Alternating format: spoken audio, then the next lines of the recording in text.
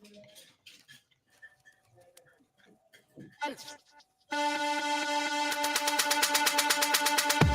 to be in the side bus, in the side bus, when it rocked the night.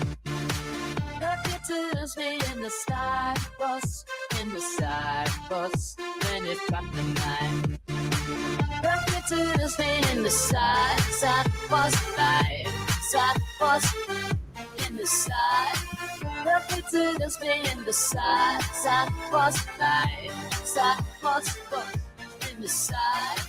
Yo, check it, I'm catching that wave. Fuku's the name at the game on the stage. Fuku's on shine, watch me light up the night. Digital dreams, yeah, we taking flight. This ain't just art, it's a hustle, you see. Bitcoins and brush paying wealth digitally. Yeah, I'm stacking these tokens, making my move. In this new world, baby, watch how I groove. We in the cloud, it's a virtual space. Fuku's the future, setting the pace. With every drop, we rewrite the rules. The step back, we are kings, no fools. Lucky to be in the side bus, in the side bus, when it ride bus. Yeah, like nobody else other than us in the side bus, in the side bus. Yo, check it, I'm stacking these blocks. Fuku's the name is taking over the clock. Superhedron shining, they got that glow. In this crypto hustle, we steal the show. Digital walk, yeah, we making it real. Every NFT drop, it's a part of the deal. Bitcoin thing, watch it rise like the sun. Fuku's the movement, and we ain't done. Virtual currency, we strong, hostile. Superhedron's on display, come and stay for a while. This ain't just money, it's a cultural shift. Get on our level, come and take a lift. All right, and just like that, we are going to get into it. It is hump day. It is Wednesday. It is the 16th of April. It's a little past 3 p.m. We have Shill and Villain in the house. How is everybody doing? There we go. There. Okay, dude, are you in training? No. Okay, No, but they are doing construction right outside, so you might hear it. Is it bad? No. It's actually not bad. The question is, like, I've been hearing you talking about the fighting, right? And the influencer fighting or the whatever it is. My question is this, is like, do you just do that? I mean, there was a time in my life where I was always in shape, you know, like younger, and I say the word and I'm ready. Like, are you actively training for this? Or you just staying healthy? No, I'm not actively training for this shit. You know why? Because BitBoy backed out, then Ben.eth backed out, then Bark Meta backed out, then BitLord backed out.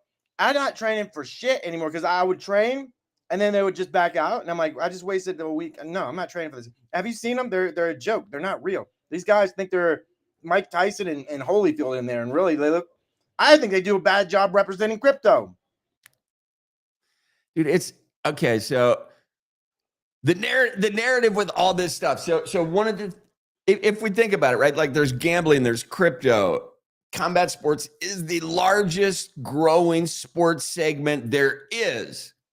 So it has to come together at some point. And it's like, I don't know, there hasn't been great representation. For instance, okay, and I actually asked Ashley and the blonde broker to come on the show at some point, and they may do that. But what's interesting is they did on one of the fight nights, and I think that was awesome. Like they got in shape, they're best friends, and they still went and fought each other. And Brooke got the better of the draw on that evening, but it was still fucking awesome. It was good to see the sportsmanship. It was good to see him get in the ring. It was good to see him put their mitts on and toss it up with each other. I don't know. It was interesting. So it's not a bad thing.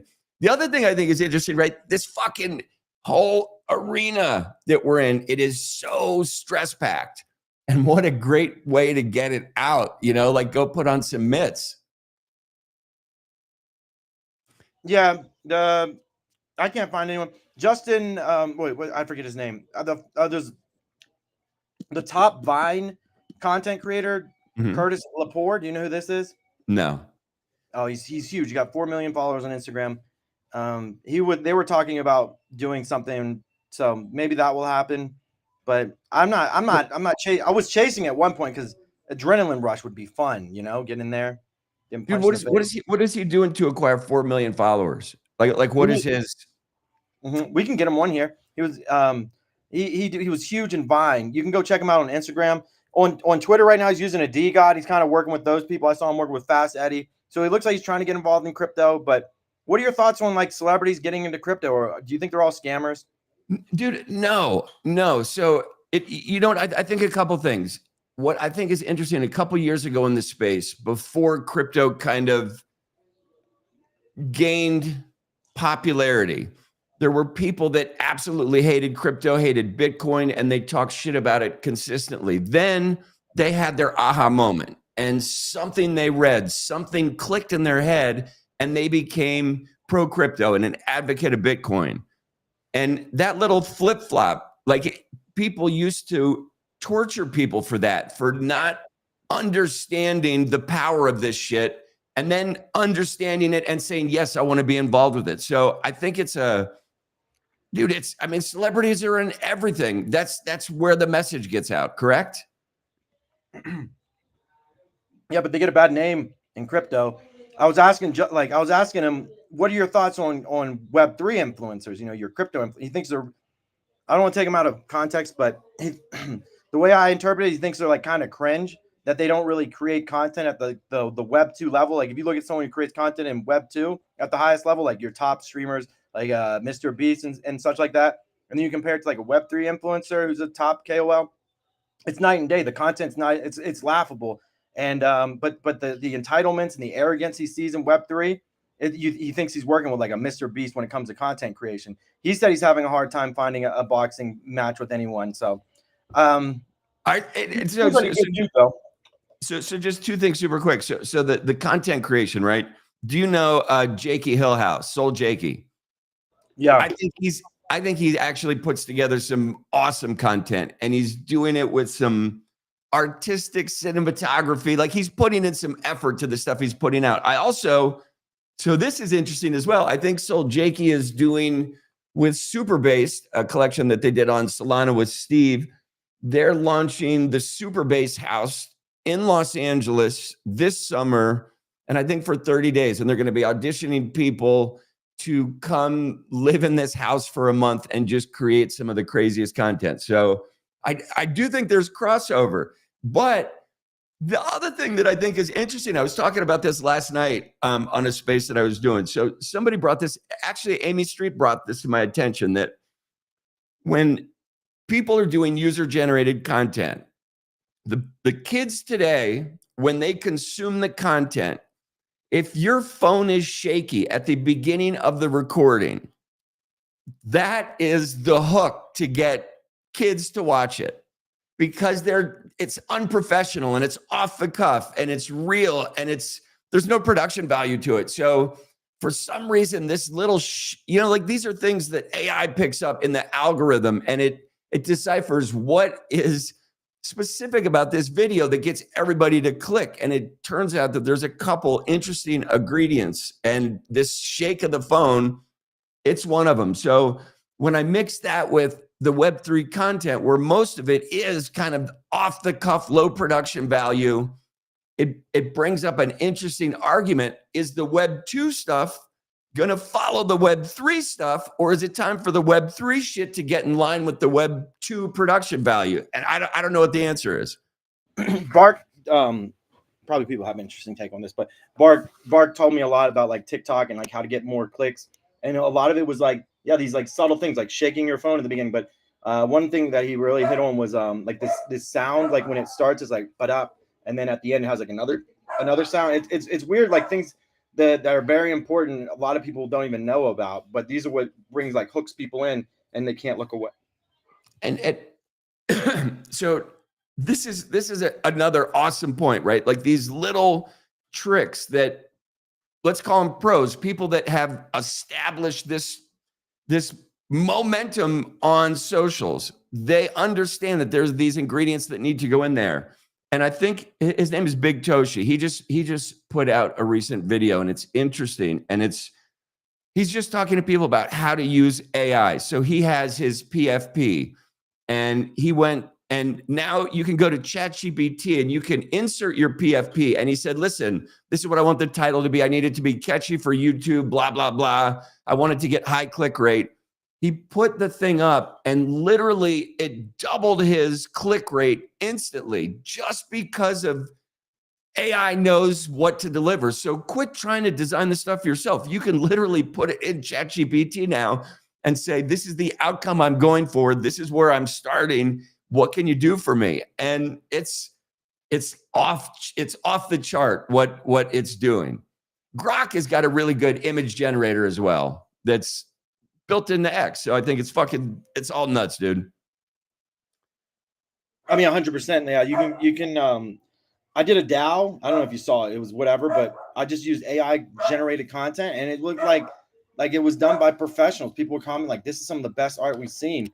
Because when Grok first came out, I was really leveraging like the art creation on there, and people were like, "What the fuck is this?" You know. But yeah, graphic designers. I mean, they're gonna have a tough. They're gonna have. They're just gonna have to learn how to use this tool, but most will push back. And you know, and somebody brought this term up a couple years ago that one of the secrets, I think, to staying ahead of this is understanding what prompt engineering is, or just figuring out how to really put a good input in to get the desired output quickly. I've been putting out a Substack for over 3 years, right? And I use AI to help me. And in that 3 years, I've fought with AI so much to figure out how to put something in and have it give me back something in my voice, with my thoughts, with my view on the market. And I mean, it's taken 3 years to figure out how to put the correct ingredient in to repeatedly get back out what I want. So yeah, I mean, we're talking 4 or 5 hours every single day for the last 3 or 4 years interacting with this AI in this form and watching it just grow. And the fact that ChatGPT has memory now, there's a bunch of shit happening. Cars don't have steering wheels. ChatGPT is going to remember everything he ever said.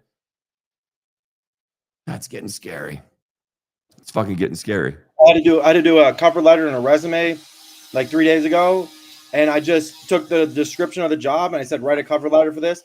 And then I just wrote down like my past jobs, and it was done. It looked professional. And they were like, this looks great. And then, you know, as long as you're a good speaker in the interview, you can get pretty much any job you want to.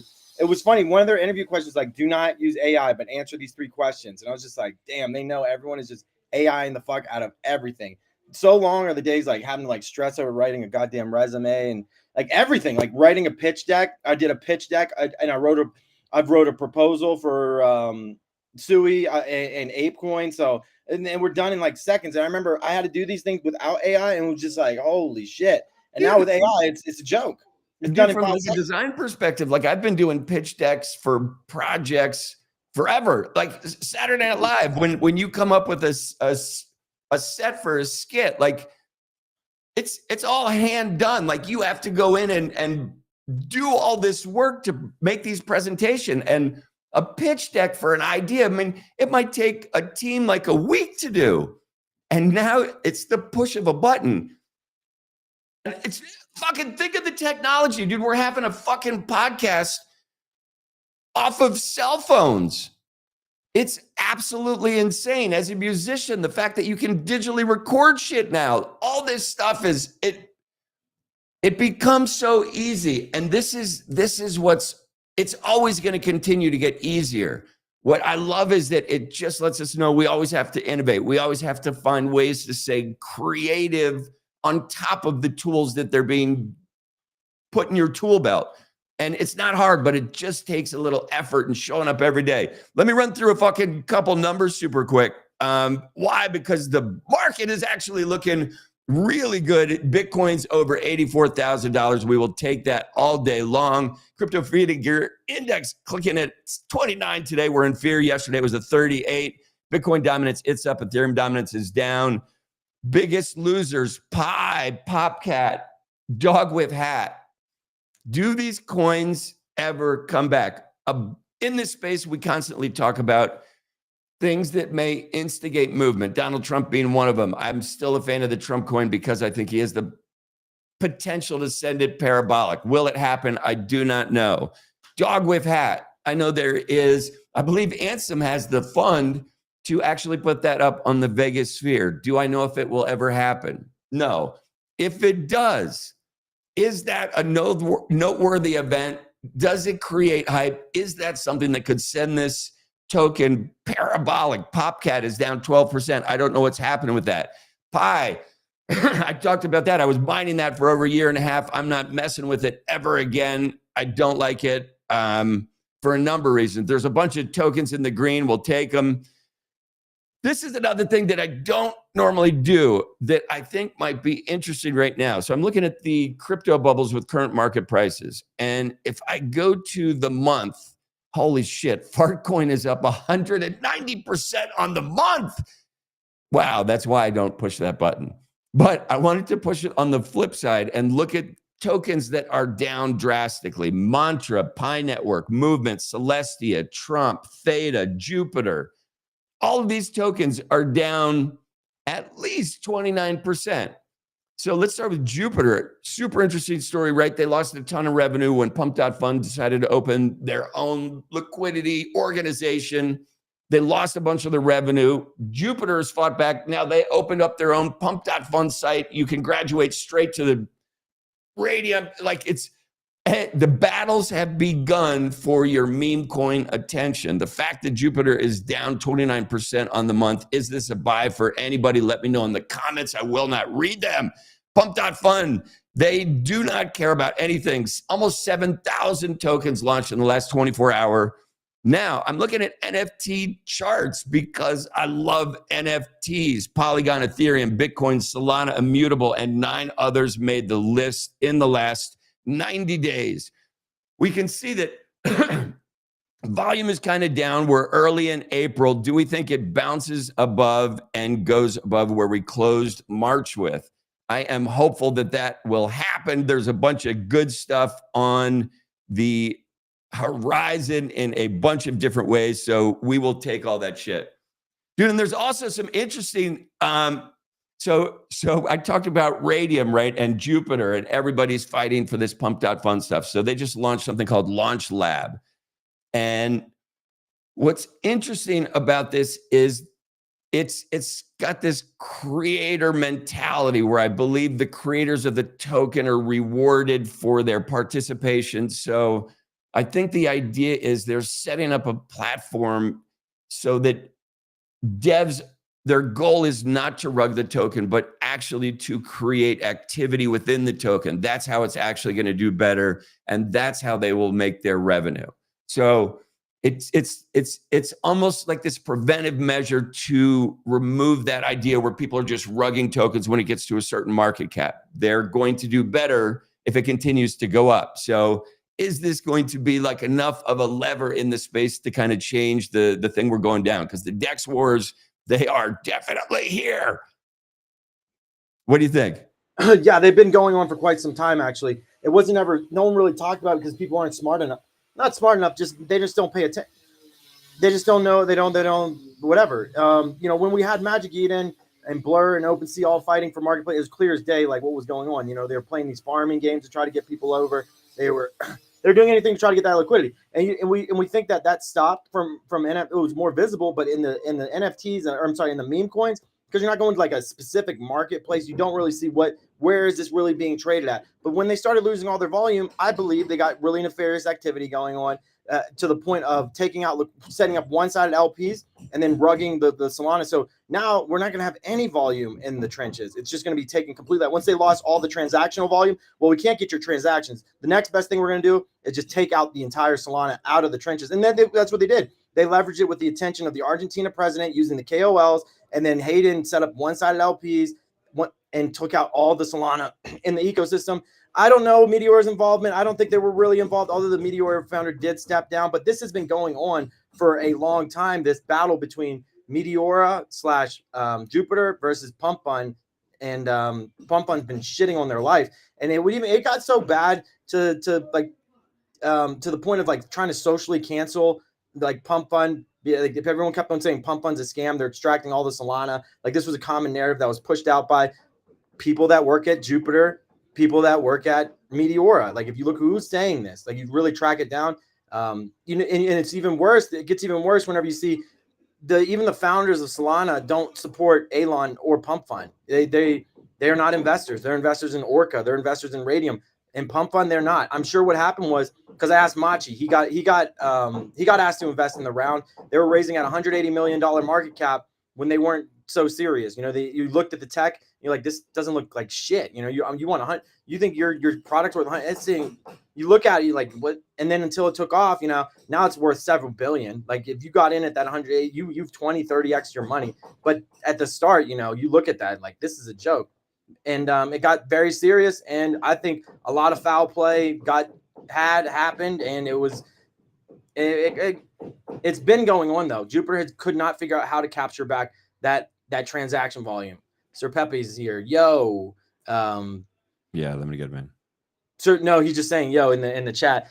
Oh, we were looking at coins today. One of them was the shape of a dick. I'm just like, what is people's problem? Oh, and then I messaged Elon, the Pump Fund founder. I'm like, is there any way to live stream without a token? So you have to launch a token to live stream on Pump Fund. But we know every token pumps and dumps. It's impossible to make it sustainable. So you're just asking for content creators to be called scammers because the token is unsustainable. It's not sustainable.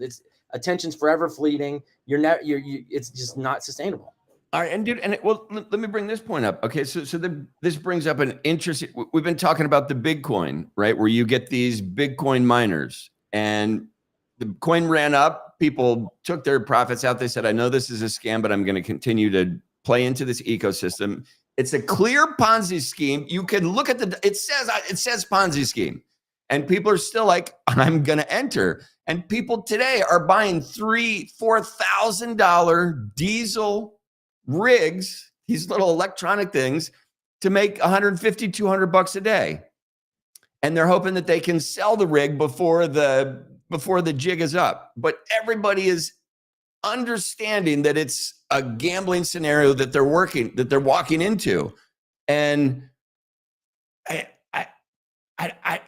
I don't know. It's because see, like it's our human nature, and it's unfortunate watching people gamble, but people want to gamble, and some people win and a lot of people lose.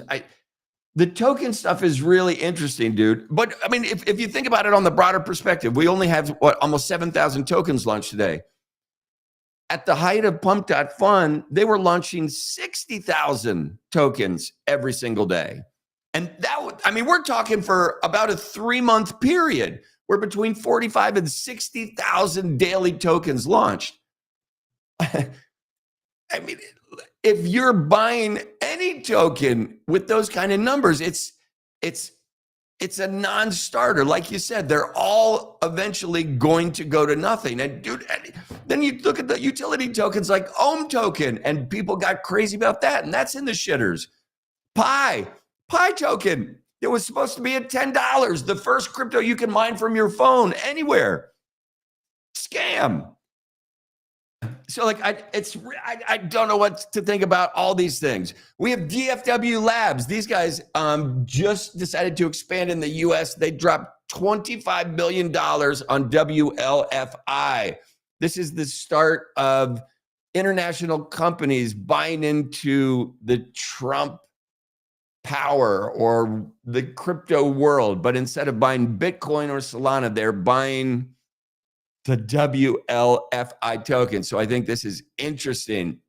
And dude, did you ever trade on? When CZ, I think the start of this BNB meme stuff, right? They put out a test token that said test token, and in this video they were showing internally how to create a meme coin. And the video got leaked, and one of the detectives on the internet saw this token address, and they launched this test token called Test. And CZ came out and said, "This, we have nothing to do with it, blah, blah, blah." The next token that I think got notoriety on the BNB chain was Broccoli, which is CZ's dog. And then there was this week and a half where people were like, BNB is going to snap all the liquidity. All the meme traders are going over there. Did you do anything on BNB ever?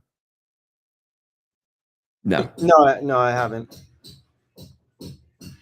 But I feel like I missed out on a lot. So that's a unfortunate part for me, being too lazy. I've heard good things about it though. Yeah, I missed out. And what are your thoughts on ETH? We just had a whale scoop 3,000. Somebody just spent $4.8 million on Ethereum. Like, is this smart money? Is this crazy? Well, when I see a large transaction, I think there's a secondary transaction to you're not going to put up that much money naked. You're going to have like a second, you're going to hedge it. So when I see like these large transactions, I know I'm missing the other side of the transaction because they're not trying to lose their whole bag. They're going to hedge their bag. People that are gamblers are not, they're doing naked stuff. They're going to get, eventually it will catch them. They will get liquidated, and then they'll have to start over until they learn how to hedge their bet. They'll forever just be stuck in this cycle. Everyone's chasing. Yeah. It's not about capital gains. It's about capital preservation. How do you just preserve your capital? Like, we're forever fighting inflation. How do you just win over an inflation? Dude, and I mean, the preservation of capital, that's a great statement. The other thing, I think some of the giga traders we had on the last couple of days, taking a 30% profit is a smart move. That's profit that belongs in your pocket, and there's nothing wrong with doing that. So that's none of us would. I want a 50x, 1000x. So hearing people that are successful traders in the trenches day in and day out are taking 30% scalps and winning, that all is of them said fucking the awesome. same thing. They all said they were very comfortable taking small profits. All of them. Those are the people that are just going to wreck you over and over, and you're going to get frustrated. I'm going to get frustrated. I'm like, oh my gosh, you already sold? Like, I'm like, yeah, I already sold it. I'm on to the next one, and I'm going to sell that one too, and then that one too, and now I'm holding the bag again and again until I turn down my greed and just be okay. The problem is, when I go on the timeline, everyone's like, yo, I just 50x, and I'm in this mindset like, I gotta go. Well, they can do it, I can do it too, but they're posting fake ass screenshots, or there's like, of those real, or how many are those really real? Like zero. Because whenever they're posting like, yo, I just made $500,000, I go to these NFT events like, yo, Alex, can I get in your Uber with you? I'm like, what, dude? You just said you made $500,000 in your last trade, and now you need me to Uber you around? No. Get the fuck out. Out. I'm blocking you on Twitter too. If that's you, I'm blocking you on Twitter. You understand me? If I find out on the blockchain that you are LARPing on your P&Ls, I'm blocking you. I love it. Okay, so this is something else that kind of just came across the board. So Mantra, right? This Ohm token that's supposed to be this utility token that just shit the bed. So the team just came out and they pledged a huge token destruction event after this weekend chaos. They're trying to rebuild trust in the community. I don't know what caused the token to go down. I just saw a bunch of people got wrecked. It's going to be interesting to see if this gets rebuilt. And the other thing that is really interesting is we had a Fartcoin whale that decided to get out of Fartcoin, and somebody just bought $10 million back in on Fartcoin. And I think a lot of people in this space have this golden rule, like never enter a trade twice. What is 10 million on Fartcoin for the second time around? Wow. You seen that as a win or lose?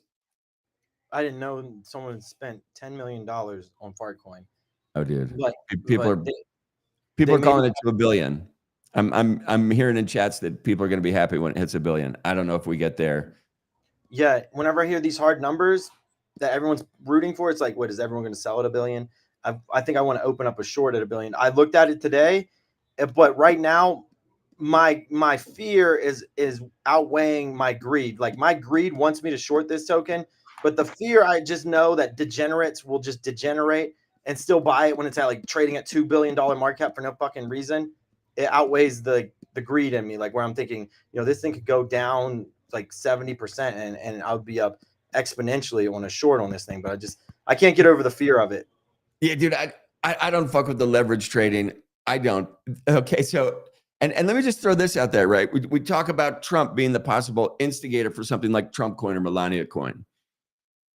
One of the things I think about, and we spoke about all these blockchains, is Ethereum going to win? Who's going to win? Is there going to be a new shiny object that comes down the pike? Is the new tech that comes down is there going to be something we haven't seen yet that's going to steal the attention and pull the oxygen out of the room? The question is, most definitely, some new star will arise that everybody's like, holy fuck. So when I think about the meme coins, right? And we talk about Mog Coin or Pepe or WIF, any of these things getting revived. I don't know. But when you think about memeability, nothing is better than Fartcoin. Like it's clean, it's just dirty and clean enough and memeable enough. Like I thinking of a technical analysis on it, and just from like the mematic side, you know, and just what makes people tick. If a bunch of new kids enter crypto, and if your mom gives you Fartcoin for your 16th birthday, she's the coolest mom in the whole world. It's got so much potential. So I think it's interesting. So I guess the other question is this: when you're looking at the market right now, right? Like your role is, I want to figure out where sentiment goes, and I'm going to leverage trade the shit out of it. No. My leverage trading, I do far and few in between. It's more like a tool that I think everyone should learn how to do and capitalize on significant events. Like when you have like a huge news event, you can front run it very hard with high leverage. You can really take advantage. Like and like Melania, we all knew was not sustainable. That was like the easiest short of. It was so predictable, the Melania one. So I really fucked up on that one because I wanted to short that one so bad. That one I feel really bad, but I don't go around scalping all day every day. Like I go in with size normally. I don't really do too high of leverage, but I'm also normally hedging my bet. Like I'll have a spot mixed in with a short.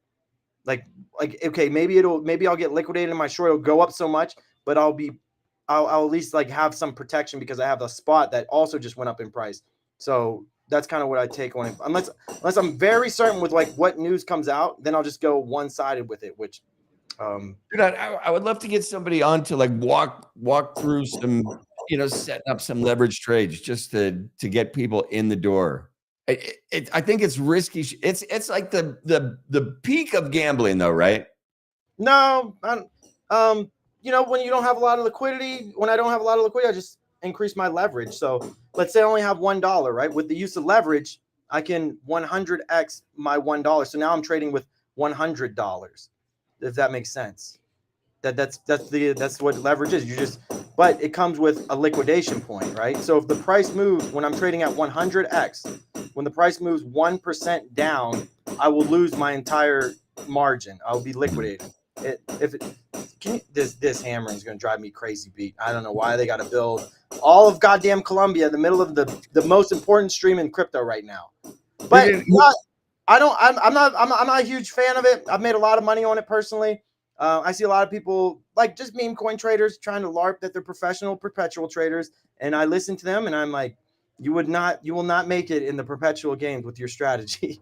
Like I listen to them like this isn't how this works. But everyone wants to be in the world of finance, in the world of crypto Twitter, everyone wants to appear as a financial expert. That is like what you consider winning in this space. Like when you're talking about school, it's like who's on the honor roll. When you're talking about like sports, who made it on the varsity team. That is what everyone's goal is on Twitter, is like, how do we be the best in Twitter? Well, we have to be the most financial educated in the space. And everyone LARPs about this shit with fake P&Ls, fake portfolios, fake trades. It makes it hard for outsiders, like what is real and what is not. Like when I'm trying to find accounts to follow for financial advice, because that's what I come on this application for financial advice. It makes it very difficult when people are just LARPing all over the goddamn timeline, and you don't realize it until you meet some of these people in person, how fake the space really is.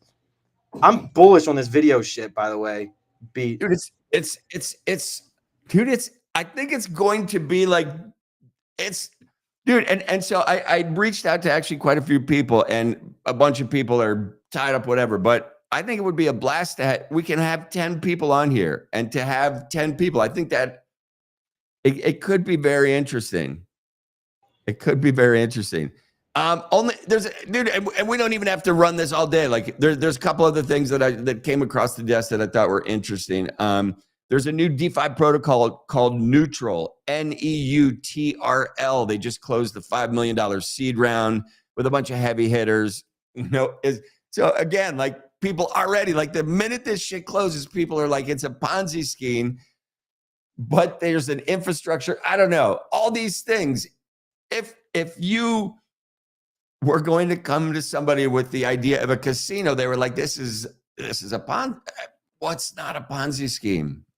I don't know. It's buyer beware. Caveat emptor. Binance, they adjusted funding rate settlements for gas and Orca perps. Is anybody actually trading Orca perps? And Janiver, he grabbed another 80,000 Solana and partners with Kraken. This is a new TradFi firm. They're starting to bet on Solana. Dude, I fucking love Solana. It makes me so happy to hear the Canadian ETF, just a bunch of news coming down the pike. I don't know what's going to happen with Ethereum. Oh, dude, did you end up getting a final Bosu yet? One of the legacy passes. Oh, the legacy? No. I'm priced out, beat. Dude, it's to preserve your legacy. And dude, to get in that little collection, in that 555 collection, and have your wait till your fight night comes up and you've already got your character and they're gonna throw it into the anime comic. You never know. That'd be pretty amazing. No, I'm a big fan of what they're doing. I just think I can get a better entry if I wait a little bit. Right now it has a bunch of attention on it. It'll probably slow down, and then everyone will rotate. They got the hype going, and the biggest attention event in NFTs is a mint. So you wait 3-4 days. By then everyone's, oh, what's the next one? We're rotating. Meme coins, the attention's about 15 fucking minutes. You don't have to wait long for another rotation to come in. Like, oh, that's the one beauty about meme coin trading, is that you do not have to wait long. Like, if you miss something, you don't really get that FOMO of like, oh, I got to go chase it. You can just wait 15 minutes and then the next one's coming. You should have seen the one they were trading today.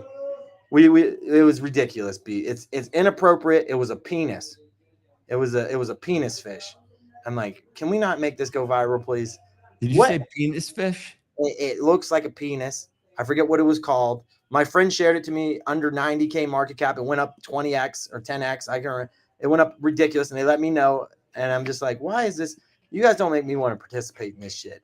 But it was a picture of a penis fish. I don't know. I guess one fish looks like a penis. And that was what, and they were like, and I asked them, like, why is this the thing that's going by? Why did you pick this? Well, the memetics. Yeah. I don't even know that's a made up term. I don't know if you hear that. That is not real. That is like, hey, I'm a degenerate ass gambler, but I'm not because there's memetics. It's not. It's you just don't know memetic. I know. Dude, it sounds like a Murad term. It's a Murad term. Yeah, it's a slot machine. You click the button and that time it worked, and you click it again and it didn't work. Because I'm all about indicators. How can I improve my probabilities? And when I hear something like memetics, like ambiguous terminology that cannot be defined, it's like it's the culture. It's like, it reminds me of like whenever people, oh, it's for the art, Alex. You just don't understand art. No, I understand art, jackass. Because art doesn't do shit for NFTs. Some of the best art is at zero, and some of the worst art is worth $1 billion. You just don't understand art, Alex. Oh, dude, I do want to say this. Which is interesting. I got thrown into a group chat today, and it's an NFT group chat, no meme coins allowed. And it's like the first chat I've been in a long time where like people are actually smiling in the chat.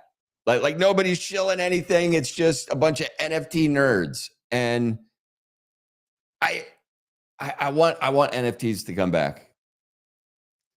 And fuck, dude, let me just think this through, right? So NFTs had this really good moment, and then Twitter or X, right, when Elon took it over and in their desire to compete with all these other platforms, they opened video. And dude, I remember when the first news reports that I would do, X would only let you record 1 minute and 33 seconds of audio.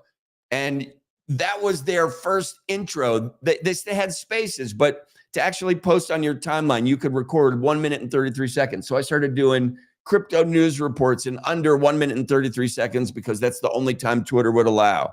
So we watched the platform grow. We watched video come to light. We're watching video spaces more. And you said it the other day, video killed the radio star, right? Like, is this the linchpin that removes digital PFPs from, dude, don't say it. It's over. Pete. It's over. Okay, So long and are the days of digital identity. It's not possible. and We're going then if we double click, we if we tried double it, click, it didn't work. dude, we talked about it yesterday, right? With Vitalik and talking about the fear of proving you're human. And it's going to be such a desired thing to have this human connection when AI robots start to infiltrate our creativity, our output, our driving, our fucking Alexa, everything. It's AI's everywhere. It's going to be awesome to be able to tune in to humans. So it may be the death of the NFTs. But art lovers are art lovers, though.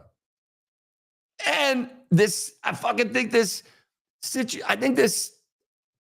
I think tech runs on gaming nerds and their ability and desire to push the boundaries into what we've been calling the metaverse for fucking ever. But it's a reality. And if you're a total nerd that never wants to go outside and you can find a life inside your game, I don't know. I got to interrupt, Beat. We just had Base come out with the token, and it was tweeted by the Base coin. I wanted to chill it here. I'm glad I didn't, and it just rugged. This is huge right now on. Did you see this? It's called Bases for Everyone. No. Yeah, I don't know if we can pin a chart. You should here, I'll send you a DM. You should check this out. This is from. I was gonna stop the stream and say, yo, we all have to go buy this right now. And it's coming from Base, and I'll send it to you in this private chat. Does that work? Yeah. Here you go. The Base coin or Base team. You go to this, and then it takes you to Bases for Everyone, and it went up to 12 mil market cap. This is going to show the chart. This is just going to give you I can give you the ticker too. But it just like borderline rugged, and I don't know what happened here.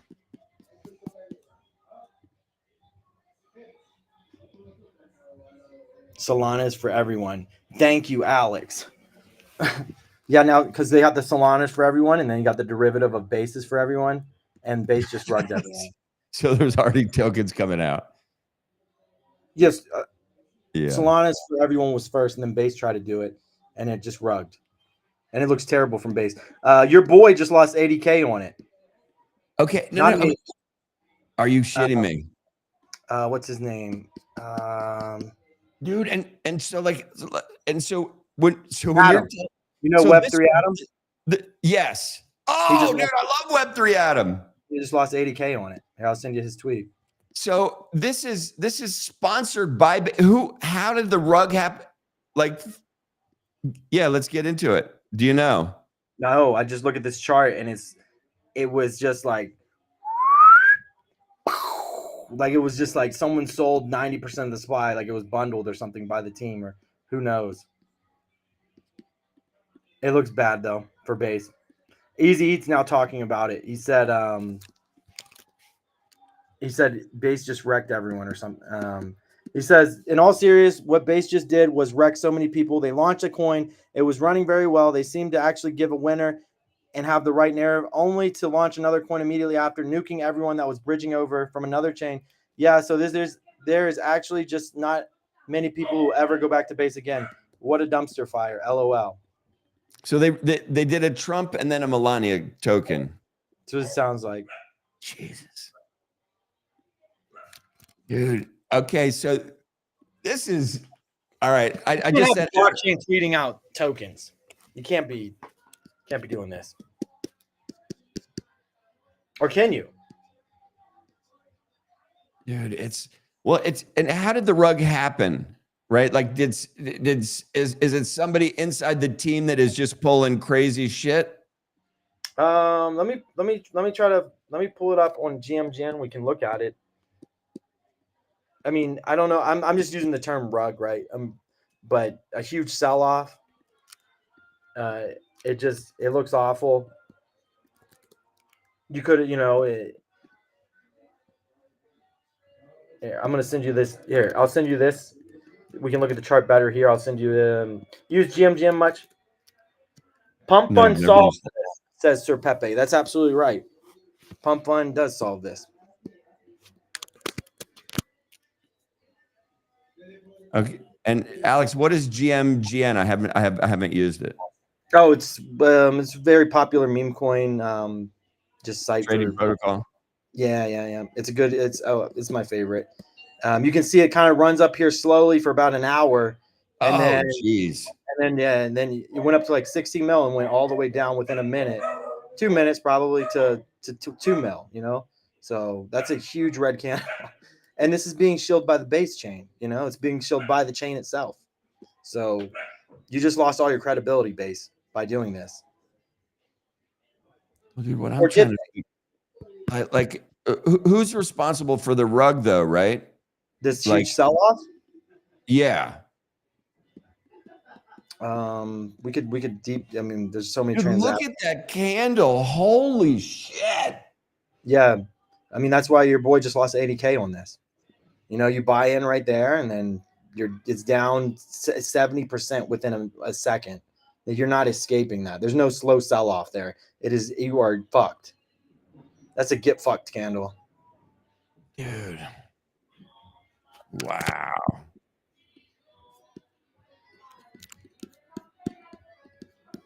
And what are the comms saying? I mean, everybody's wow.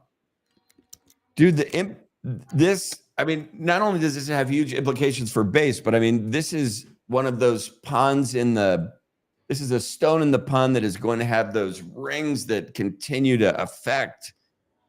Holy shit. This is interesting. Wow.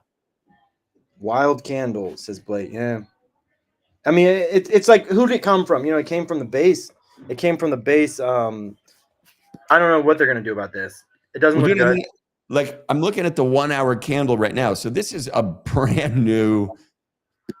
Wow. Okay. So Alex, here's another question, right? Yeah. If you top blasted this as clearly a shit ton of people did, you're done. I'm done. I'm not trying to PCA into this bullshit. I'm done. That's it. I just take minus 70% and move it. Most people just stick it out and stick with it. Nope. Just take the minus 70%, take the 30% you have left, and go somewhere better odds than this shit.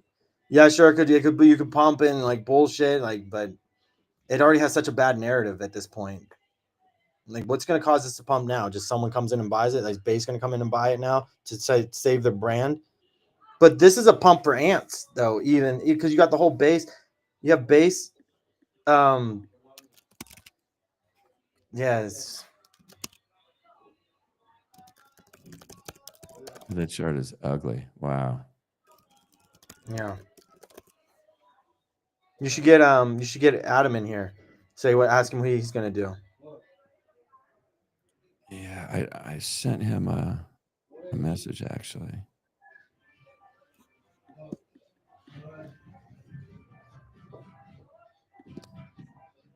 Yeah, I'd love to have somebody come in that was trading this. I just got Trump Melania by base, currently down 75K from Adam. I thought it was great when Brett first came out. Haven't really used it since. Wonder what's the next for base season. Expect a hacked account tweet. Uh-huh. All right. So let me just pull up Brett right now. Okay, so Brett's switch that to the 1 day. Oh my God. I mean, so Brett's down as well. Can't tweet and view on my mobile. Fuck my life. Yeah, there's problems with the way the Twitter video works. So Pepe, did you get into Solana is for everyone?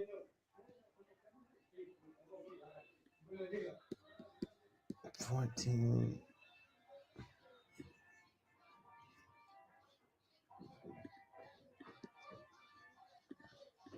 I don't know why this sold off the way it did. I mean, you could probably run this up because it does have a bunch of attention, and now it's at 2 mil versus 13 mil. So Pepe did get into the Solana variant. Solana is for everyone. So Solana came out with this tweet, and then I feel like Base came in after, trying to steal the hype, and then it looks terrible. Wow.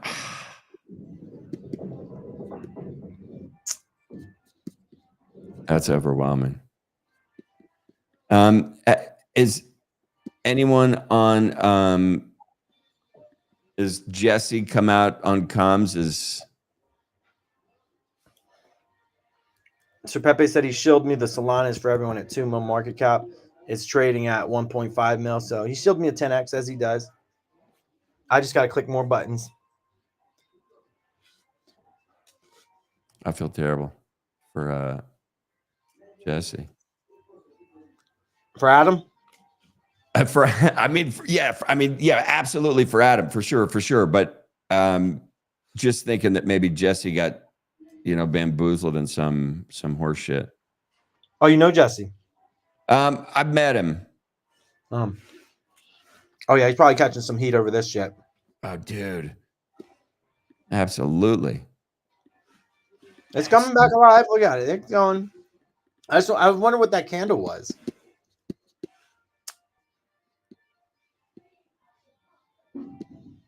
All right, so it is okay. So, dude, the Ohm mantra, right? The Ohm mantra token had the chart looked identical, and they came out and said, "Look, we're going to fix this, and they're going to do it by token destruction." If this is actually, so this is okay. So this is interesting. I had this idea that when they launched Brett, that was their first meme coin. I just thought that would be one of these buttons that they would push in the future. I thought they had this narrative and story behind it, and they never actually pushed the button.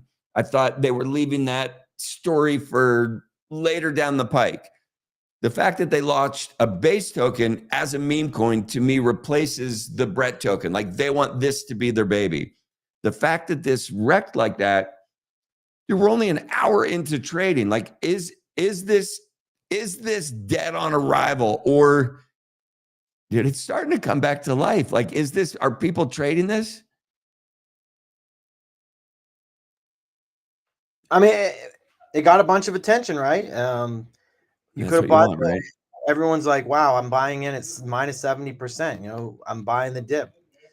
I just think there's better games at this point. But I was gonna shill it. I was gonna shill it on here, like to buy it. I'm like, holy shit, Base just launched something. I was watching it went from 10 mil up to 16 mil. I thought I was gonna keep on running, and then that happened. I'm like, holy shit. Yeah, that would have been terrible. I know. I was gonna stop the stream because I'm like, these streams we gotta be shilling something. I feel like, and I'm like, like this is huge. And looks awful. Okay, yeah, and so BLB, like I like this take as well, that the only way that this works is that if the base chain rallies around it, and if this is their baby and their token, I mean, how can they not? Like, of course they're going to, whether it's destruction of token or they have to come together as a community. I think it's, I don't know, dude. People would be so pissed if you shilled the base. I mean, it would have been great intel, right, when it came out. And because I'm fucking jaw jacking, I'm not watching charts and shit, I didn't see this stuff pop up on the timeline.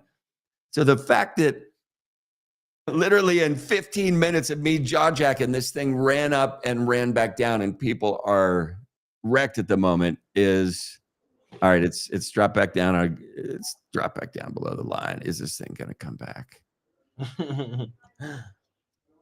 I mean, it's just like, it's going to rotate the attention. You're going to lose that attention is so fleeting. It's going to rotate into the next attention. But again, like we talk about the buy the rumor, sell the news. Is this a time where you jump in and you think, okay, yes, they are going to rally behind the token. All we need is a tweet from Jesse. All we need is we need some clarification. Like, does the script flip if this clarification comes through? And it just takes one message. And it like, who can let us know what caused it to go down the way it did? Oh, I just found out. It was Okay. more sellers than buyers. They said there was more sellers than buyers. The technical, the side that we bring into this is just on par with top level. It's the best. I Would something I had to, don't know what. like, was that an intern who just got loaded on the supply for doing funny tweets and he decided I'm gonna tank the token? Now, what do you think of, because Adam says I just ate the fuck up amount of money into this, and then 15 minutes later just says I just got trumped in Melania by and -7. Do you think Adam? Do you think was he involved here? No, I'll find out. How we doing today, Big D? Big D. You can call me Dolly. Dolly, how are you? Doing great. Good to see Alex, and been enjoying your show. Caught it yesterday for the first time, and yeah, they definitely got ohmed. Ohm had a 5.4% wallet holder sellout, and it put it into a death spiral. And is it's similar to a plane. Like once that death spiral starts, it's unable to correct it. And are we seeing the same thing with this base token? I think there's a lot of, when I did the research for my token, I looked at the top 100, the liquidity pool to market cap ratios, and it came out to about 14.1% in the top 100. And the question is that enough liquidity to actually prevent the volatility? The more liquidity ratio you have, the less volatile the move is going to be. So, if you're sitting at a 50% liquidity pool to market cap and somebody does a big dump, you're not going to have as big of move on the actual token. And I'm just curious, seeing what happened with Ohm, it's made me want to increase my liquidity pool, say up to 20% just to see what the impact is. So I've been trying to find the formulas on, what would prevent a death spiral, or you got to have a credit line aside, like I've got 3% wallet holder in my program. I don't know who they are. If my token goes to 2 million and they dump all at once, well, I got to have 60,000 sitting aside to absorb that plus because it'll trigger other sales as well. So I'm really curious if the top 100 tokens that have lower liquidity, like this one is only 10%.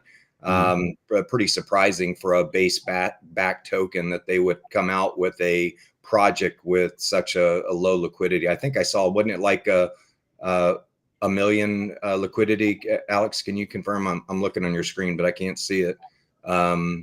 It had a pretty low liquidity ratio. But yeah, no, it was. It's concerning if these projects can actually, if they have enough buying power to withstand it. Or enough, buyers in there. I mean, we see it all the time, with Pump Fund. They come off Pump Fund, they go into Radium, and then all of a sudden they just start selling against their buyers. There's only so many buyers in this market. There's just very little liquidity in this market, and until we get the Fed to drop rates and we get some of that dry powder off the sideline, I just don't. This market's going to take a while to recover. Well, and so these let's just call them hungry sellers that have the ability to evaporate momentum from absolutely anything, because as you said, there aren't the buyers there to come save these things if the spiral starts. With this base token, or like the Mantra and Ohm token, Mantra has just come out and said that they are going to do a token destruction event to try and regain a ton of trust with the community. Right? If we're looking at this base token, it has come out in the last hour. It's crashed. Yeah, it's lost credibility. Too quick. Are you buying this? Is this a buy signal? No. Okay. No. I mean, you can look at the volume chart. The volume chart is gradually, I always look at the, the volume, and it's gradually just peeled off. It doesn't have the volume unless some big green candles started coming back in, some of those real long green candles. That would encourage me, because if I'm looking at the chart, it looks like about a 78.6 retracement, which is kind of common. We call that a golden zone trade when they come down, but until those volume bars start picking up and it shows some confidence, what I would do is I'd filter the transactions, maybe go to Deck Screener and filter the transactions by 5,000 and see who the $5,000 or more sellers were.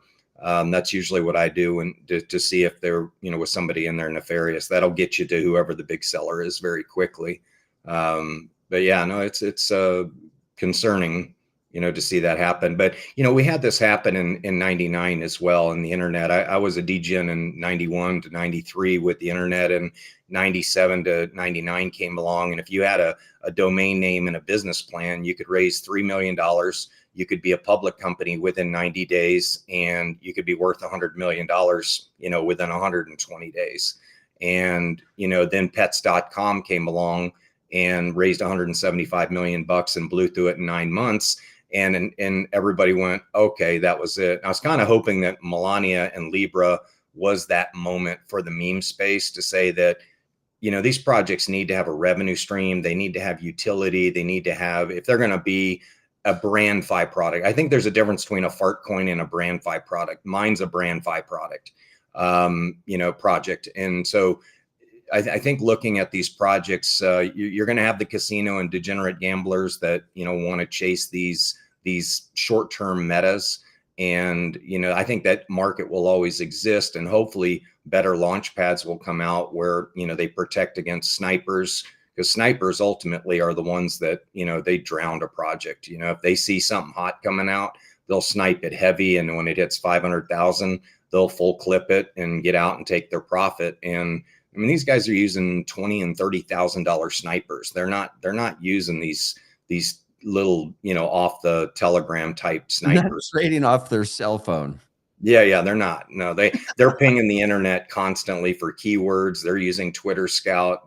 They've got all kinds of techniques they're using to find the next big coin. And if you are somebody that's a player, or you have a hot meta, or a good project, like when I launched mine, I've been in the space for about a year, but people have gotten to know me, and they were pinging my project before I even launched it. And I had to take some defensive moves to make sure I got the snipers out before I introduced it to my community. But they will wreck a project. It happens. I bet it happens more than 80% of the time. So it's just the tech, but there'll be some changes. I mean, new launch pads are going to come out. They're going to protect against, the things that are destroying the industry. And just like, we had with the Sarbanes-Oxley Act that came out, and just all the things that have changed the financial markets, to evidently make them better. But, if you were raising money for an internet deal pre-2000 and you came in with a revenue model, they threw you out of their office. After 2001, if you didn't have a revenue model, they threw you out of their office. And I mean, the script just flipped. But this industry on a joke, on just a horrible joke, has created a $90 billion space. And so people have to be looking at it going, if this was legitimized, if there was a way to bring in, like, let's say Pepe put a logo on a pair of Air Force Ones and then created 10,000 pairs with a NFT address for each pair. Now we're talking a cool project. Or if George Lucas came in and did a meme project with all this copyrighted material, or Harry Potter or whatever. And that to me is where you have what I call the NASDAQ of culture, the NASDAQ of creators. That is decentralized, global, and it allows people to, consumers to become financially aligned with brands without having to buy it on the stock market, without having to have KYC, the ability to buy it through a Phantom wallet. That's when I think things get really interesting. And that's kind of what I'm pushing. I sent you a list of my articles. I'm pretty outspoken about. I'm 57, so I'm probably the grandpa of the industry. There's probably not many people my age in the space, but I see something tremendous here. I see a way where people can really connect, and that's why I wrote my rugged book, Mastering the Digital Wild West of Meme Investing. Yeah, and Tom, I wanted to double click on that book that you wrote, the rugged book, and just shed some light on it. I will actually. I don't know how. I don't know if I can pin it up on this particular format that I'm in, but I will circle back and put it up. But I'd love you to elaborate on the book. Yeah, it was just when I first got into the space, I got rugged for about $10,000. I've been a very experienced trader for 30 years, and I had 3 successful exits. So I mostly sell options, puts, and calls on my portfolio for generating income. So I've been in the market for a long time and have studied TA a lot. But when I got in, I got rugged in the first 3 minutes for $1,500. I literally turned off my computer thinking it was a graphical error on my screen, and rebooted, and I was like, I couldn't believe it. And after being in it for about 6 months, of course, I dove straight into YouTube and watched 100 hours of YouTube, and I'm like, okay, there's something here, but there's also something really bad here. And so I wanted to write a book, mainly to prevent what happened to me to happening to other people. And so rugged is really more of a defensive mechanism. It talks about the good, the bad, and the ugly of the industry. And, I could have put a lot more ugly in it because it was published in October. And as you know, a lot more uglier stuff came out from October to December. But it's got some investing rules. Like, I won't buy a token that's not at least 24 hours old. That's my golden rule. It's got to be around. That eliminates 98.2% of them. Okay. So 2 things. I want to double click definitely on some of your investment rules. Earlier in the episode, I mentioned that somebody just broke what are one of my investment rules is never to double dip in a coin once you've decided to get out of it. Somebody jumped back in for about $10 million into Fartcoin today. Yeah. Like this one, I would have let it go up. It's done the full retrace. If I was in it and it did do a big pullback, I might DCA in at 50%. I might DCA slow, like 20%, 20%, 20%. And then when it does get to 78.6, I might put in 60%.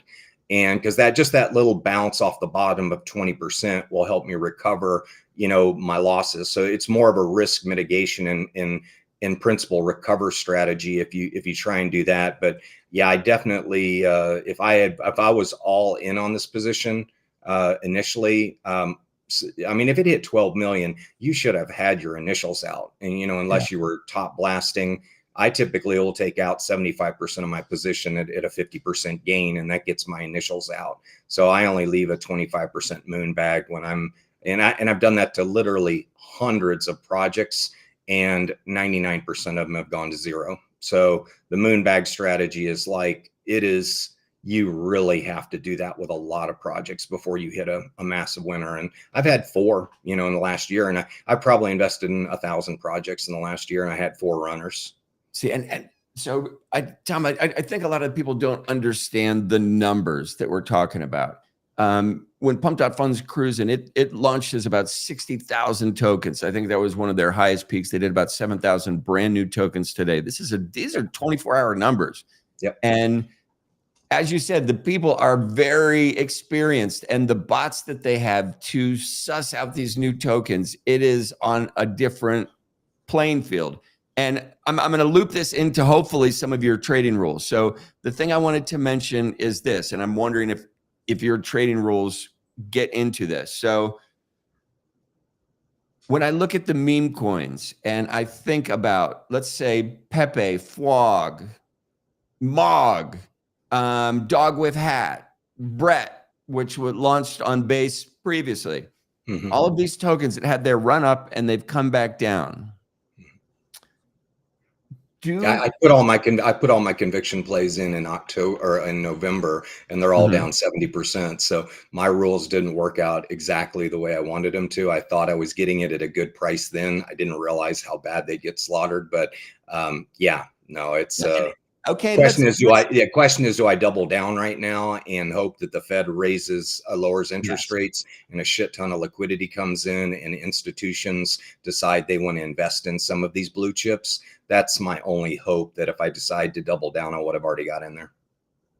And when you look at, let's say, new tech or new coins coming down the pike, but it always seems like the new shiny kid on the block is going to garner attention, whatever it may be.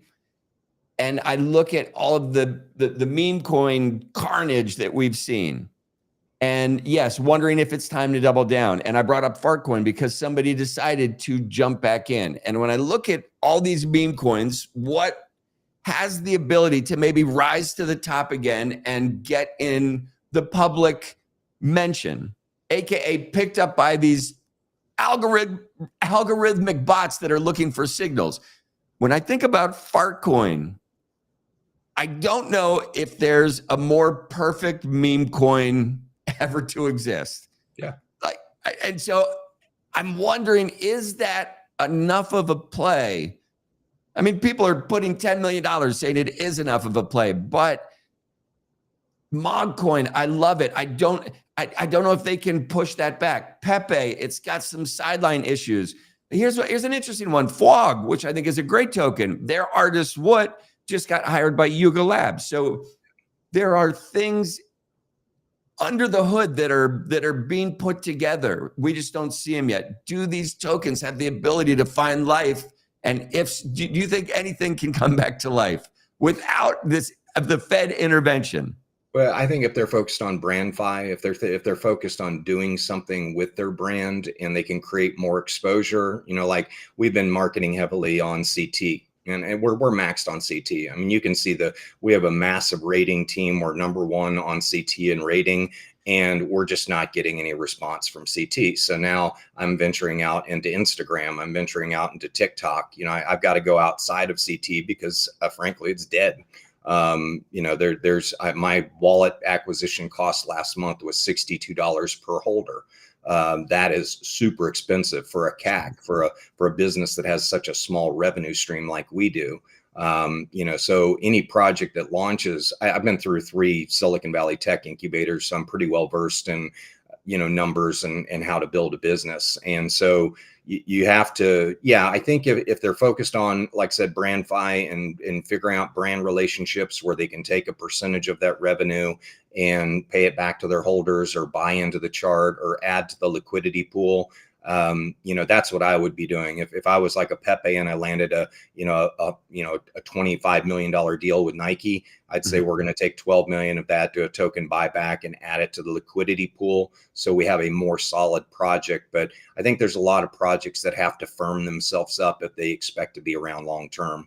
And they've got to find external revenues. And it was the same thing with the internet. It was like Fartcoin is the business plan with a domain name. That's what Fartcoin is. It doesn't have a revenue model. It doesn't have, really anything except for novelty. And that novelty, and I'm glad you said it. That's the meme. That's what memes are, right? It's that novelty, funny bone that is unexplainable. And this is not unexplainable. It's so explainable. So I'm continuing to watch this. The other thing I wanted to ask you about while I have you here, we just saw Raydium launch their new launch lab. So the DEX wars have begun as they are trying to create an atmosphere where the rug proliferation does not continue. And they put some interesting metrics into the way that they're going to run this launch lab.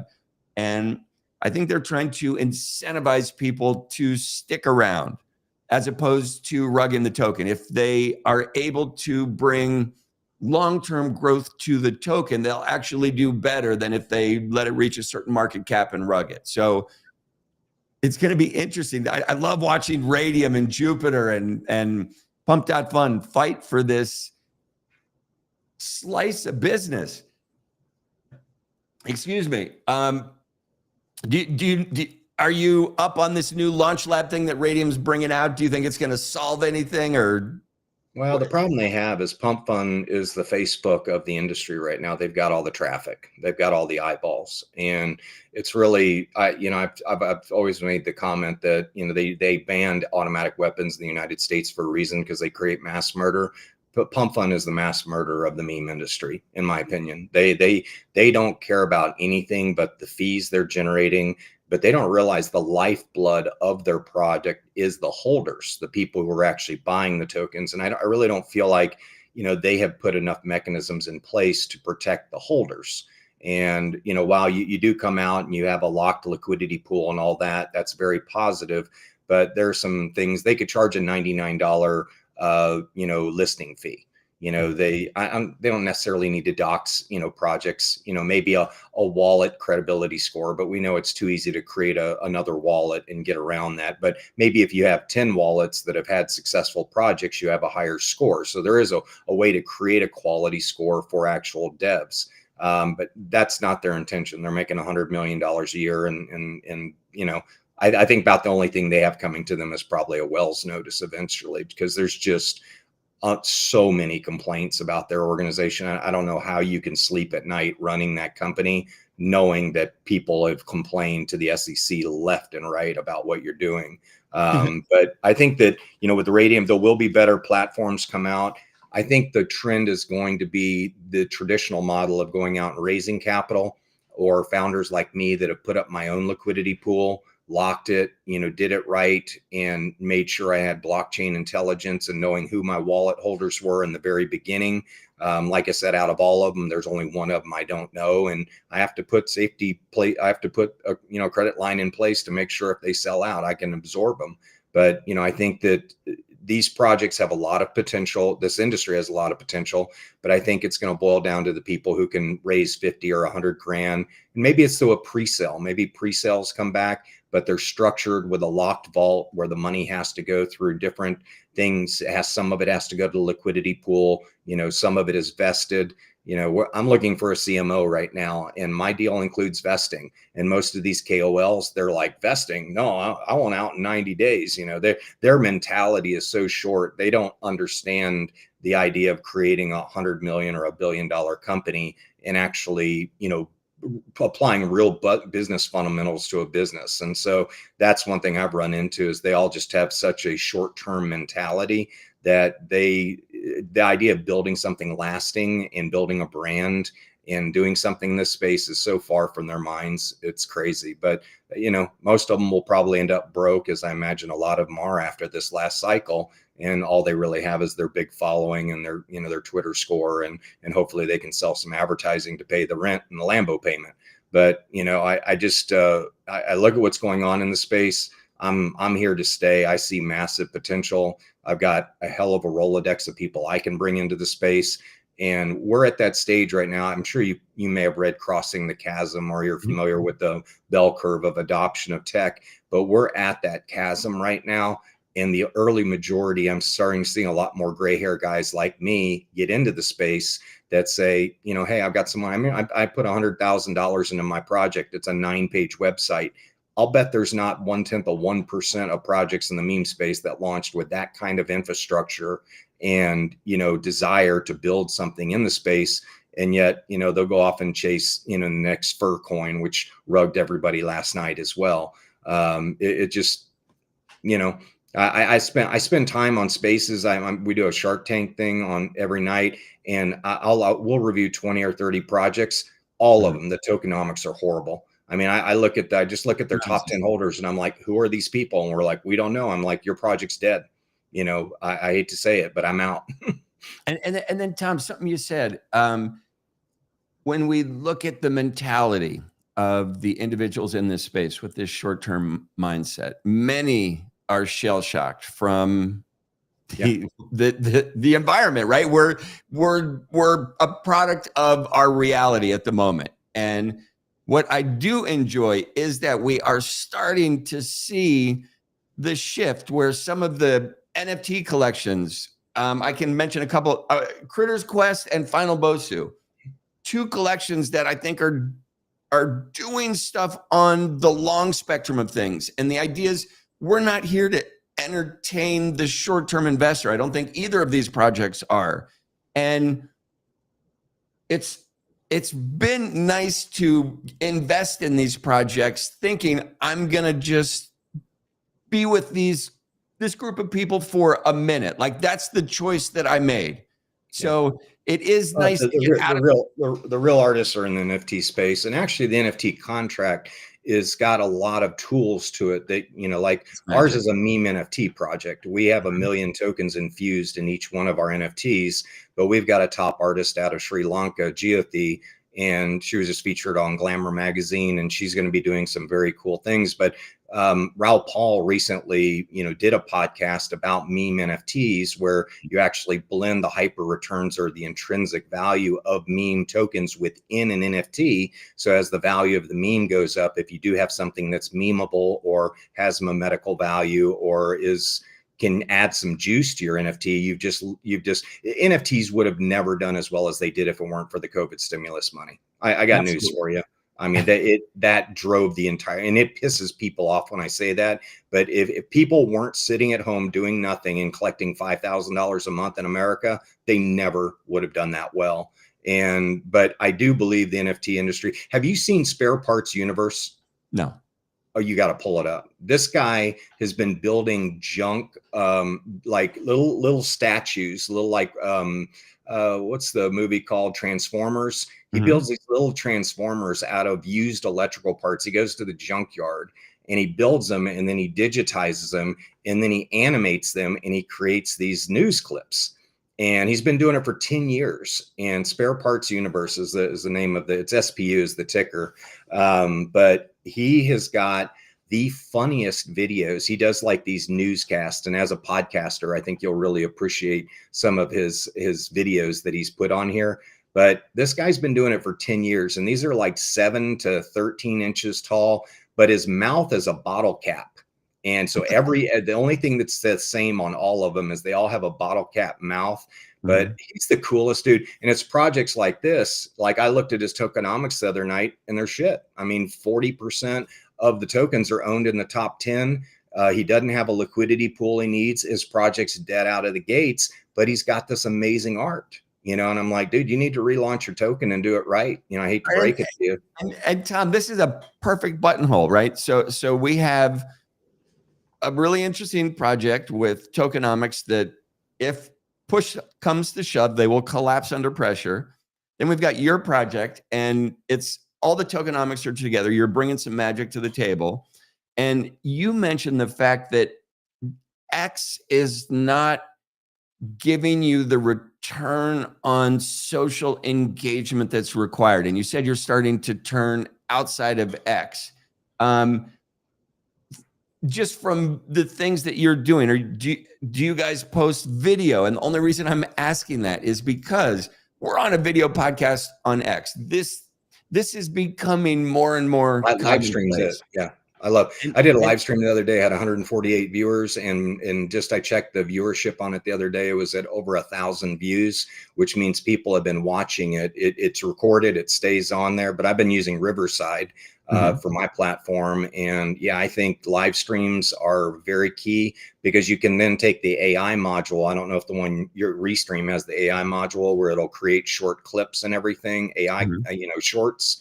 But Riverside will create a whole bunch of shorts. It'll pick special parts out of your video, and then you can post that on Instagram.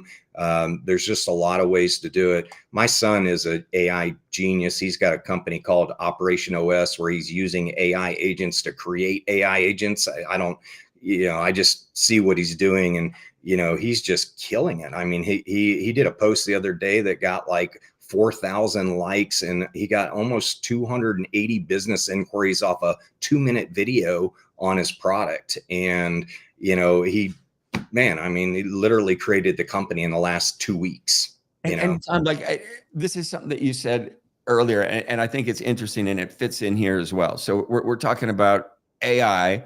I think you mentioned what an exciting time this is from a technological standpoint. And I agree. The stimulus probably speed warped many people's path into crypto, into NFTs. I think it actually did a lot for the development of the industry. We're kind of in this weird doldrum now, but we're about to really get the ingredient of AI to fit into all of these pieces to make things move better and faster. And when I asked about your traction and you said you were deciding to look for other things, his name is Big Toshi, and he's a younger kid, and he does a bunch of stuff with AI as well. And he put out a video earlier, and he just took his PFP, and I'll make it super quick. He took his PFP and said, I need a new thumbnail for YouTube. I want this to be the title. And he had been doing it on his own to not great success. he put it into AI, and instantly it spits something out that his click rate did a 10x. Yeah. And it's because the AI knows that there's these individual ingredients that make people move. And when we talk about user generated content or these live videos, there's this other ingredient that is in all of these videos that have a tendency to go viral. And for whatever reason, these younger kids, if the camera moves at the beginning of the video, like you're setting up your phone, that camera movement to a huge age group means this is trustworthy. Like, I'm going to watch this. And if you utilize and ask AI, what are these individual ingredients that I can put into my output to see a better click rate, more stickiness, all of these things, it's giving you actually amazing information right now. And people are not using it. And it's right there for people to use, but they still don't. So I use it every day. My son, I asked him to have my agent. I said, I want to wake up in the morning. I want my press, because I do 2 global press releases per week on PR Newswire, because there's some SEO terms I'm wanting to kind of take control of on Google. And I said, I want my press release written every morning based on the meta, that's going on, big news in the industry. I want at least 3 press releases so I can pick one. And then I want 20 posts generated automatically, high converting posts in the style and tone of Dan Kennedy, with an opening hook, a compelling opening hook question. And, I don't know how I survived in content writing without AI. I mean, you can literally hammer out a book in a day. It took me a year to write my book, and I didn't even really use much AI. I used it, in the end, just to make sure that I had everything covered. But literally, it makes a big difference. And it's kind of the same thing with the internet. I mean, we saw the same, efficiencies with the internet, and everybody was scared to death of it. And then they passed legislation to protect, people from, the fears of it. And the same thing's going to happen with AI. I think eventually you'll get to pick the mode of AI that you want. I want a positive mode, or I want a negative mode, or I want a mood, a certain mood, like a mood ring of AI. I want the green mood. But it's hey, but getting back just on the book, I wanted to, just a couple big rules that I want to leave people with, just to give some value. Number one, if I'm trading $10,000 of, let's say my trading capital is $10,000 in Solana, so this average Solana would probably be, $200, but $10,000. If the market is green for the day, like I look at the daily chart on Solana, if it's green, I might go up to 5% per position. That's the max position I'll put in. If it's red, I'm to the point now where I don't even trade. I used to do like a 3% position, if it was something I really wanted to get into. But if it's red for the day, I don't even trade. So that's one thing. I've already told you my other golden rules. I don't trade unless it's 24 hours old. So I won't buy any pump fund tokens, nothing within 24 hours, because 98% of them go out of business within 24 hours. So what Warren Buffett say, the best way to make money is not to lose money. That eliminates 98.2% of your chances of making money, and then of course, I use filters. I will go on and I will take the contract address and I'll put it into X and I'll search the contract in X. That's the third thing I do. I want to see who's talking about it. I want to see, are there any big influencers shilling it already? And if there are, that'll influence my decision to get in or get out. And then I do a lot of knowing an order book and being able to look at the top 30 wallet holders and really seeing. I don't really use bubble maps, but if there's enough tokens in the top 10 to rug the liquidity pool, I'm out, because I know they're going to. I saw one the other day, the top 2 wallets had enough to rug the liquidity pool, but it's just things, learning that you could filter down to 400 memes that fit that category. And you go through all of them and you might find 1 or 2. But the big thing I want people to leave it with is find a reason not to invest in the project, not a reason to invest in the project. And that's something that if I find one reason, I'm out. There'll be a week go by where I don't even invest in any of them. See, and I haven't traded that much in the last 2 months anyway, just because it's been player versus developer. It hasn't been PvP. It's been PvD, which just sucks, they set them up from day one to get rugged, you know. And there's EVD. no- I haven't even heard anybody throw out that acronym yet, but it is exactly what's happening. And Tom, before we wrap up, I wanted to just get your headspace on this. In the crypto space, my entire journey thus far, the sentiment has been sell in May and go away. And before you answer, I look at the crypto space right now like a coiled spring with so many things that could possibly send it parabolic. I'm in the camp that we are going to get one of these black swan events that is going to come down the pike because the crypto spring is coiled so tight. Sell in May and go away. For the first time ever, I am thinking we are going to see an actual technical pattern shift, and it's going to start a new set of patterns for crypto moving forward. I could be absolutely crazy. I just want to know your thoughts on the sell in May and go away sentiment before we wrap it up. It's pretty yeah, I would say that it will happen. We do have some outliers, you know, that are concerning. China is selling our bonds right now, and it's forcing our yield up. As the yield goes up, Jay Powell's whole job is to try and keep a certain balance of the amount of money that's in bonds versus what's in the equity markets.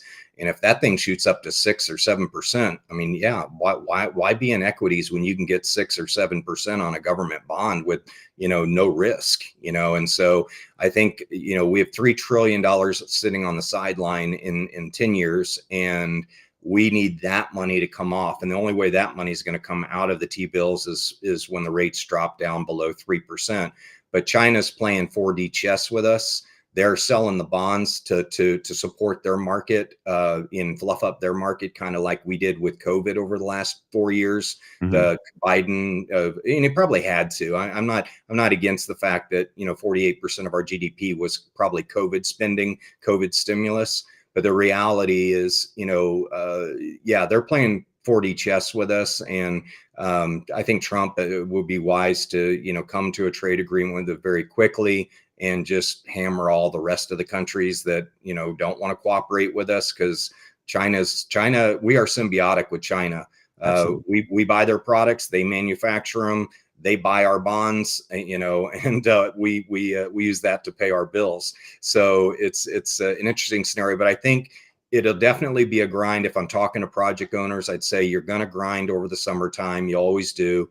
People do go on vacation, traffic lightens up. It's going to be your wallet acquisition cost is going to be higher over the summertime. However, if the Fed would happen to drop the rates, say by 2% before May, I think that money will could come flying off the shelf, or maybe you know, the VCs they say, let's just stick to our schedule. We'll put it all in September and have a kick-ass fourth quarter. Yeah. But I do believe we'll see probably one of the biggest fourth quarter bull runs we've ever seen in our life in crypto, because we have all green lights. I mean, we got the white paper hanging in the White House. You know, we've got all the major lawsuits have been dropped by the SEC. Coiled.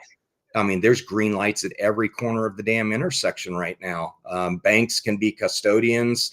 You know, it's just, I've never seen, I've been in this for 14 years, and I have just every year it's just been Do Kwon to, you know, Absolutely. Sam Bankman. It's just been, you know, it's like Muhammad Ali said, doesn't matter how many times you get knocked down, matters how many times you've gotten up. I've gotten up every time the last 14 years. And, you know, one of my favorite indicators is the Glassnode SOPR indicator, because I'm more of a macro trader when it comes to my portfolio. Mm-hmm. But we can talk about that another time. It's the most accurate macro reversal indicator of all indicators. And, you know, something would be an interesting talk. Yeah, I would. Listen, Tom, I would love to have you come back absolutely anytime. We've been going at it for about an hour and a half, so we usually wrap up. Yeah. No, appreciate you having me up, and you know, love to come back and talk about, you know, Bougie sometime. And we're going to be launching a premium beverage line, and we got the book, and we got all kinds of utility, and there's a lot of moving parts to it that I'd love to be able to share with you and show you how I built a project that I think is hopefully will be the future of meme projects as we move forward, or meme NFT projects. And Tom, Bougie, like the name is awesome. Yeah, well, it's a perfect ethos for the industry, because it's from bourgeois who doesn't come to the crypto industry to work their way up from the trenches to become wealthy. So the ethos, yeah, it's spot on. And you know what's crazy? I can't remember how I came up with it.